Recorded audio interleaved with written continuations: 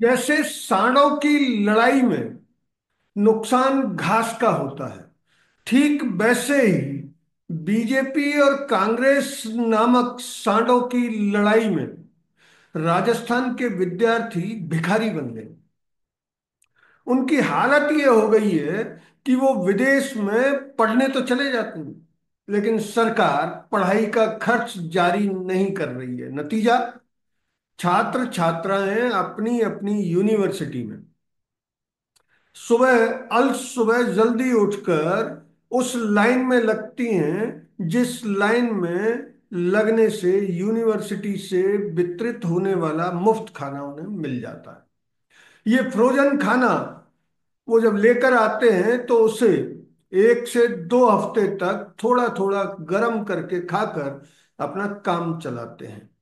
ऐसी ही एक व्यथा राजीव गांधी स्कॉलरशिप एक्सीलेंस योजना, एकेडमिक एक्सीलेंस योजना, जिसका नाम बीजेपी ने अब बदलकर विवेकानंद एक्सीलेंस एकेडमिक योजना कर दिया है। इस योजना के तहत जो छात्र छात्राएं 1 साल पहले यानी पिछली कांग्रेस सरकार के कार्यकाल में विदेश यात्रा की स्कॉलरशिप के लिए चयनित हुए, वो किसी तरह विदेश तो चले गए, लेकिन अब बीजेपी की सरकार उनको वहां रहने खाने के खर्च का पैसा रिलीज करने से पूरी तरह इनकार कर चुकी है। हालात ये बन गए हैं कि विदेशों में जो छात्र छात्राएं पढ़ रहे हैं उनके माता पिता 1 लाख रुपए महीने का खर्च वहन करने की स्थिति में नहीं है। आज के अखबारों में एक किसी एक अज्ञात छात्रा जो मेलबोर्न में यानी ऑस्ट्रेलिया के मेलबोर्न की एक यूनिवर्सिटी में राजीव गांधी योजना के तहत विदेश में शिक्षा ग्रहण करने गई थी, उस छात्रा के हवाले से जो खबर छपी है वो ये बता रही है कि छात्र छात्राओं की हालत बेहद खराब है और वो पूरी तरह से भिखारी की तरह से जिंदगी व्यतीत कर रहे हैं।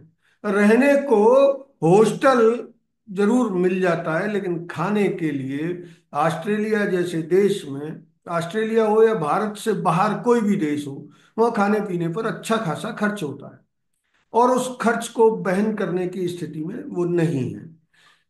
आज के अखबारों में जो खबर छपी है वो ये बता रही है कि एक छात्रा, उस छात्रा का कहना यह है कि सरकार ने ट्यूशन फीस तो दे दी, लेकिन लिविंग एक्सपेंसेस देने का जो वादा किया वो निभाया नहीं। यहाँ मेलबोर्न में मेरा हर महीने 1 लाख रुपए का खर्च हो रहा है। 2 महीने घर वालों से मांग लिए, उन्होंने एफडी तोड़वाकर और कर्ज लेकर मुझे पैसे दिए। अब मैं उनसे और पैसे नहीं मांग सकती। नियमों के तहत यहाँ जॉब भी नहीं कर सकती। वहाँ जॉब, पढ़ाई के दौरान जॉब करने पर ऑस्ट्रेलिया में रोक है, इसलिए अब यूनिवर्सिटी से मिलने वाला मुफ्त का खाना खाने को मजबूर हूं। एक छात्रा, छात्र और छात्राओं में एक बेसिक अंतर। छात्र वैसे तो विदेश में उनको भी खर्च के लिए पैसे की जरूरत होती है, लेकिन छात्राओं की हालत ज्यादा खराब है। वो किसी से अपने दुख दर्द को शेयर भी नहीं कर पाते। उस छात्रा का कहना है कि अब मैं अलसुबह उठकर जल्दी उठकर लाइन में लगती हूँ और जो फ्रोजन फ्रूट फूड वहां से मिलता है उसे 1 या 2 हफ्ते गर्म करके थोड़ा थोड़ा खाकर काम चलाती हूँ। यानी उसे भूखा भी मरना पड़ रहा है, भरपेट खाना नहीं मिल रहा है। उसने, उस छात्रा ने, जो आप भी थी टेलीफोन पर सुनाई, वो ये कह रही है कि मैंने ऐसे दिन कभी नहीं देखे, कभी सोचा नहीं था कि यूं भिखारियों की तरह खाने की मुफ्त की लाइन में लगना पड़ेगा। सरकार को अगर ऐसे ही पढ़ाना था तो फिर यह योजना शुरू क्यों की। यह पीड़ा केवल एक छात्रा की नहीं बल्कि उन सैकड़ों अल्प आय वर्ग के छात्र छात्राओं की है जिन्होंने विदेश पढ़ने का सपना देखा और बदले हुए नाम वाली योजना यानी Swami Vivekananda scholarship for academic excellence योजना के तहत विदेशी विश्वविद्यालयों में पढ़ने गए। सरकार की संवेदनहीनता, नेताओं की संवेदनहीनता का अंदाजा आप सिर्फ इससे लगा सकते हैं कि राजस्थान के उप मुख्यमंत्री प्रेमचंद बैरवा, जो उच्च शिक्षा के भी मंत्री हैं, उन्होंने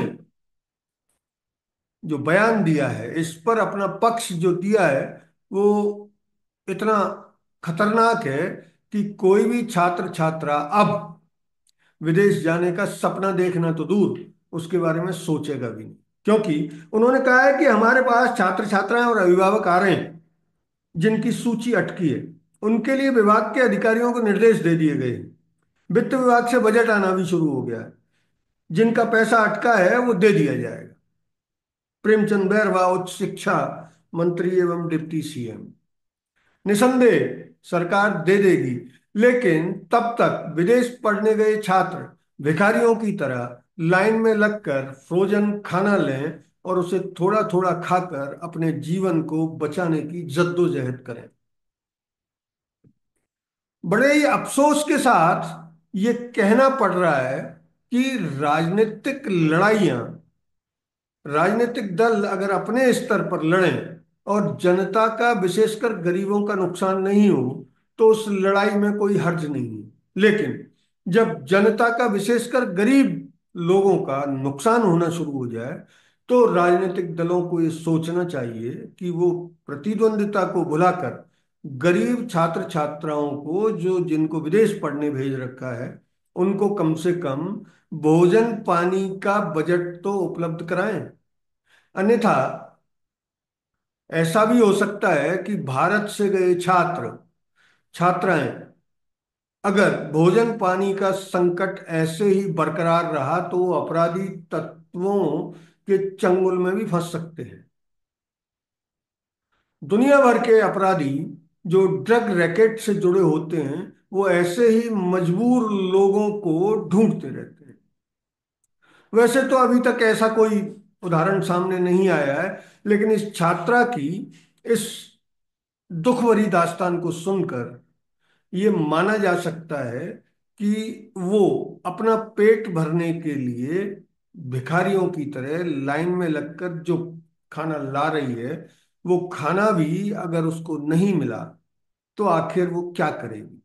भूखे भजन न होए गोपाला, ये लो थारी कंठी माला। भारत के देहातों में, विशेषकर उत्तर भारत के देहातों में, एक भूखे आदमी ने ये राय तब व्यक्त की जब उसको कहा गया कि वो भगवान का भजन करे, तो उसने वो कंठी माला फेंक दी और कहा कि भूखे भजन नहीं हो सकता। तो ये छात्र छात्राएं जो पढ़ने गए हैं, जिनको ट्यूशन फीस के लाखों रुपए राज्य सरकार ने दिए भी हैं, तो जब दिए हैं तो आखिर वित्त विभाग ने ये बजट इतनी देर से क्यों जारी किया? क्या राज्य सरकार वित्त विभाग के अफसरों को दंडित करेगी कि उनकी वजह से राजस्थान के, विशेषकर राजस्थान की ख्याति एक अलग तरह की है, यहाँ के लोग जब परदेश जाते हैं तो भीख मांगते नहीं दिखेंगे, वो मेहनत करते हुए दिखेंगे। लेकिन अभी जो पोजीशन है, राज्य सरकार ने छात्र छात्राओं को भिखारी बनाकर रख दिया है। बेहतर होगा कि राज्य सरकार योजना की खामियों को तो दूर करे ही, साथ ही उन छात्र छात्राओं के भोजन पानी का इंतजाम भी युद्ध स्तर पर तत्काल प्रभाव से करे। हालांकि सरकार समर्थकों को इन शब्दों से ठेस लग सकती है, लेकिन अगर उप मुख्यमंत्री प्रेमचंद बैरवा या उनके बच्चे या कोई उनका मिलने वाला छात्र ऐसी स्थिति में होता, तब भी क्या वो इसी संवेदनहीनता के साथ बयान देते कि लोग आ रहे हैं, अब बजट आ गया है तो वो भी दे दिया जाएगा? कब? इससे ये स्पष्ट है कि राजनीतिक लड़ाई में दोनों दल, कांग्रेस और बीजेपी, गरीब और छात्र छात्राओं का नुकसान कर रहे हैं।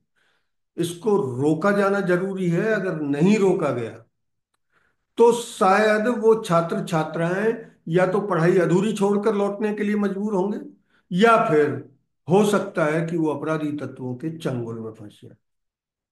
अगर ये वीडियो आपको अच्छा लगा तो इसे लाइक करें, शेयर करें, और हाँ, हिंदी हेडलाइन को सब्सक्राइब जरूर करें। धन्यवाद। जय हिंद।